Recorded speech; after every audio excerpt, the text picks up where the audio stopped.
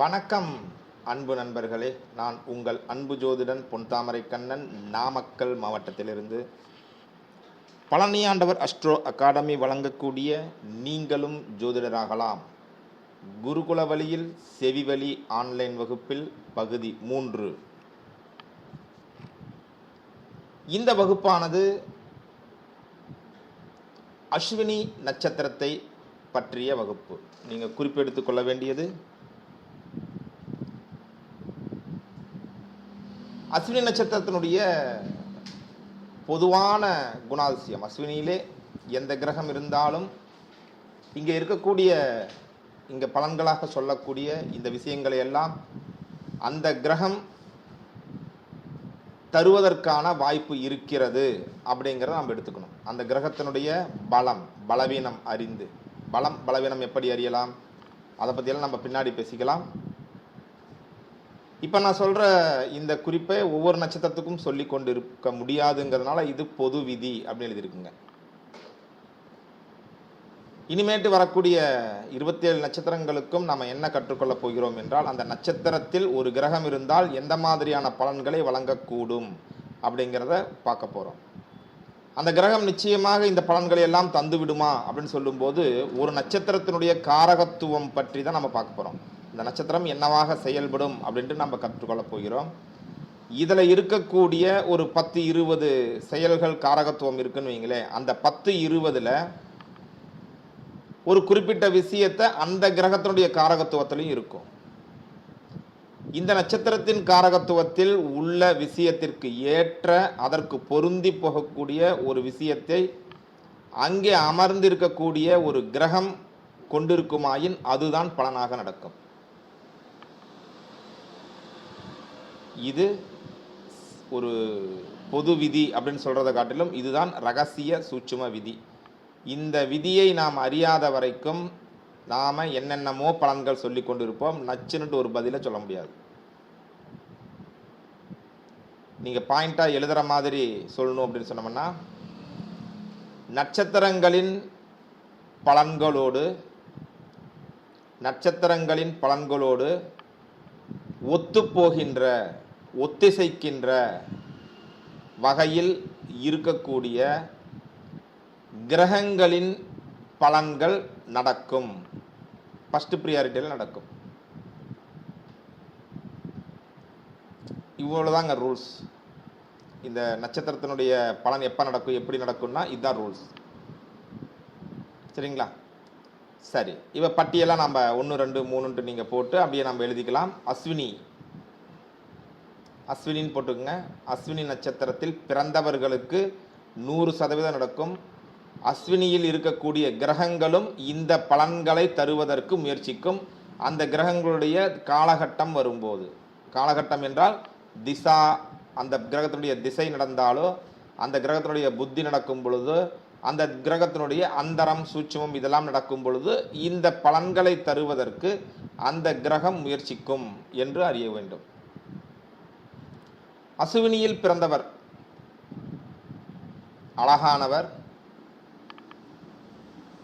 அழகானவர், அலங்கார பிரியர், எல்லோருக்கும் பிரியமானவர், திறமைசாலி, புத்திசாலி,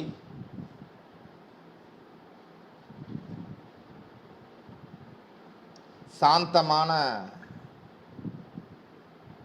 போக்கு,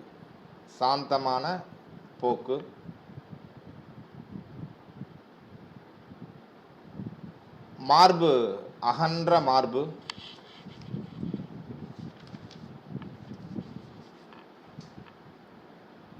தெய்வீக அருள்,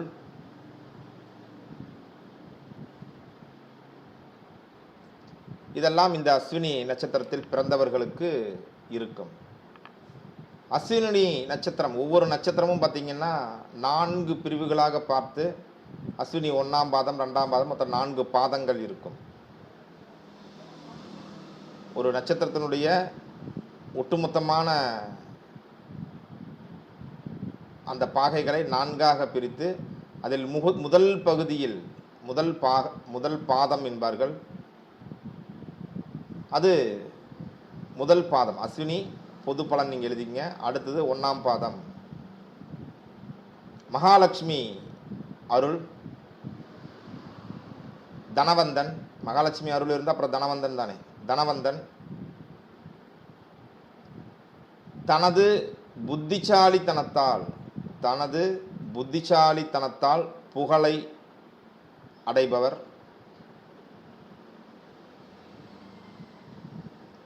தனது புத்திசாலித்தனத்தால் செல்வத்தை அடைபவர். கூட பார்த்தீங்கன்னா அற்ப எண்ணங்கள் உண்டு. புறம் பேசுதல் குணம் உண்டு. அஸ்வினி 2ஆம் பாதம் போட்டுக்குங்க. அந்த இதிகாசம், சாஸ்திரம், சம்பிரதாயம் இவைகளை பெரியோர்களிடம் கற்றுக்கொள்ளுதல்.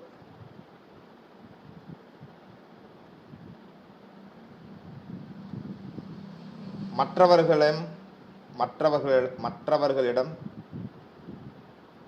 அனுசரணையாக பேசுபவர்.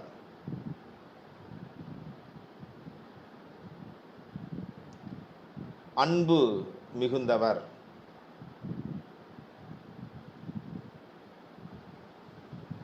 இதுல வாதம் செய்வதில் வல்லவர்.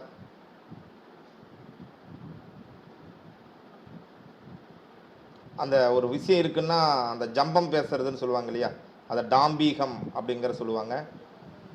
டாம்பீகம் செய்வதில் பிரியம் உள்ளவர்.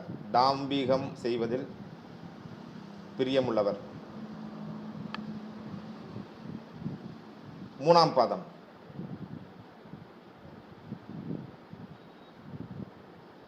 வேதசாஸ்திரம், விஞ்ஞானம்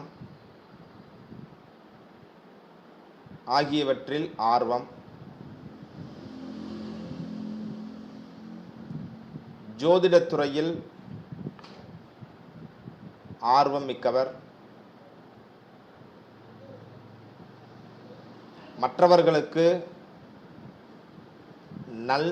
நன்புத்தி புகட்டுபவர். ஆசிரியர் அப்படிங்கும்போது இவருக்கு தெரிந்த அனைத்தையுமே மற்றவர்களுக்கு போதனை செய்வார் அப்படிங்கிறது அர்த்தம்.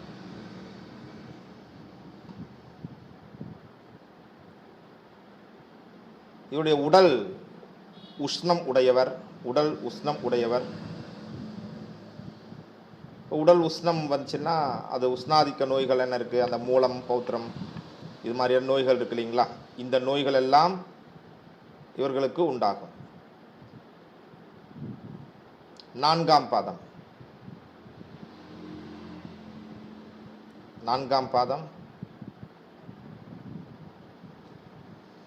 விசாலமான புத்தி உடையவர். திறமைசாலி.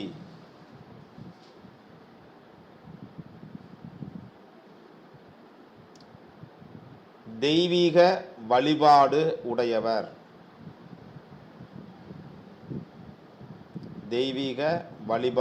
உடையவர். சாஸ்திரங்கள், முக்கியமாக அது எதிர்காலத்தை கூறக்கூடிய ஜோதிடம் முதலிய சாஸ்திரங்களில் புலமை.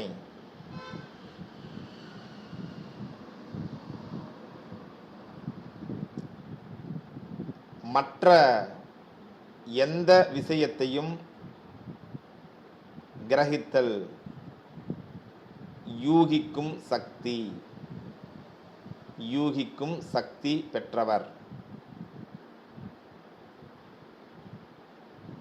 நீதி, நேர்மை கொண்டவர். இப்படி இந்த அஸ்வினியுடைய பலன்கள் அப்படின்ட்டு இதை நீங்கள் கொஞ்சம் அப்படியே உள்வாங்கி கொண்டால் போதும். இதெல்லாம் மனப்பாடம் செய்து கொண்டு இருக்க வேண்டிய அவசியம் கிடையாது. பலன்களை சொல்லும்போது அவ்வப்போது இதை எடுத்து பார்த்துக்கிட்டு இருந்தால் போதும். பலன்கள் பகுதிக்கு போகும்போது இதெல்லாம் கொஞ்சம் ஞாபகம் வரணும். உட்காந்து ஒரே நாளில் 10 முறை படித்தா மனப்பாடம் ஆகும்னா மனப்பாடம் பண்ணிக்கங்க. இருந்தாலும் கூட அவ்வப்போது அந்த கிரகமெல்லாம் எங்கே உட்காந்துருக்கு, இப்போ உதாரண ஜாதகம் உங்கள் ஜாதகத்தை போட்டு அஸ்வின் நட்சத்திரத்தில் ஏதாவது ஒரு கிரகம் இருக்குன்னா அந்த கிரகத்தினுடைய காலகட்டங்களில் இந்த பலன்கள்லாம் நடந்துச்சா, இது மாதிரி நமது புத்தியில் இதெல்லாம் தோணிச்சா, அப்போ இந்த மாதிரி வாழ்க்கை நடத்த வேண்டிய ஒரு கட்டாயத்திற்கு ஆளானோமா அப்படின்னு பார்த்தீங்கன்னா எஸ் அப்படித்தான் நடந்தது அப்படின்னு தெரிஞ்சிடும். அப்படி தெரிந்து கொள்ள ஜோதிடம் உங்கள் வசமாகும். அடுத்த நட்சத்திர பாடத்தில் சந்திக்கலாம்.